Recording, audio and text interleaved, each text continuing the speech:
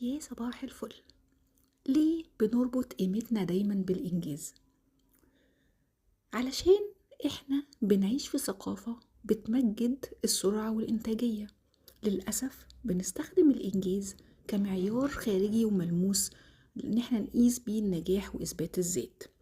الفخ ده للأسف بيخلي الثقة في النفس تتهز جدا مع كل نجاح أو فشل، وبيحول الحياة لسباق بيضغط علينا، وبنحصر الإنجازات بالقيمة بدل ما إنها تكون وسيلة للنمو. لأ، بنحس إن هي اللي بتقيمنا. طيب إزاي نتغلب بقى على الدوامة دي؟ خبراء علم النفس بينصحوا بحاجة مهمة قوي، اللي هي إيه؟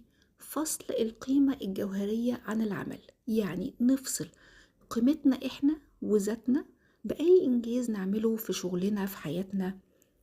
طيب، بيقولوا ان مهم ان احنا نقدر ذاتنا بشكل كبير قوي وبشكل غير مشروط.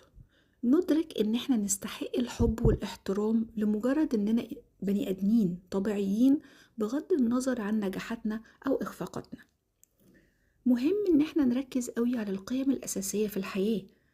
قياس النجاح يا جماعة بيتقاس بمدى التزامك بقيمك ديت، مش بالنجاح الملموس الفعلي، زي الصدق، الكرم، انك تبقى انسان بتتعلم باستمرار، مش باللي انت حققته في الحياة. ما تقارنش نفسك بأي حد تاني. مقارنة انجازاتك الحالية بنسختك في الماضي هو ده اللي المفروض تعمله، مش مقارنتك بالغير، لأن كل واحد عنده حياة مختلفة وعنده أهداف مختلفة عن غيره، فما ينفعش نقارن نفسنا بحد غيرنا. ما تقعوش يا جماعة في الفخ ده.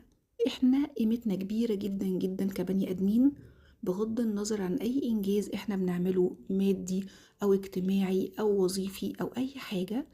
انت قيمتك كبيرة، حس ده وعيشه، لان انت تستحق كل حاجة حلوة بغض النظر انت انجزت ايه في الحياة.